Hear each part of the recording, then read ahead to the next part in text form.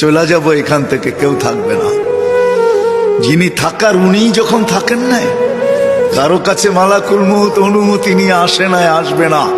শুধু একজন মুহাম্মদুর রাসূলুল্লাহ সাল্লাল্লাহু আলাইহি ওয়াসাল্লামের কাছে মালাকুল মউত যখন আসছেন, তো আল্লাহ বলছে বন্ধুর কাছে অনুমতি নিয়ে ঢুকবে। অনুমতি দিলে ঢুকবে, নাইলে ফিরে আসবে। বন্ধু আমার, খবর তার অনুমতি ছাড়া যায় গর্জায় ঢুকা যাবে না। আমাদের কারো কাছে অনুমতি নিয়ে আসবে না, ওনার কাছে অনুমতি নিয়ে গেছেন। তারপরও বলছে শোনো, ঢুকার অনুমতি দিলেই কিন্তু হাত রাইখা দিবা না, আবার অনুমতি নিবা, রাখবা কি রাখবা না। বন্ধু যদি হ্যাঁ বলে তো রাইখো, যদি না বলে তো চলে আইসো। না বন্ধু আমার, কার বন্ধু?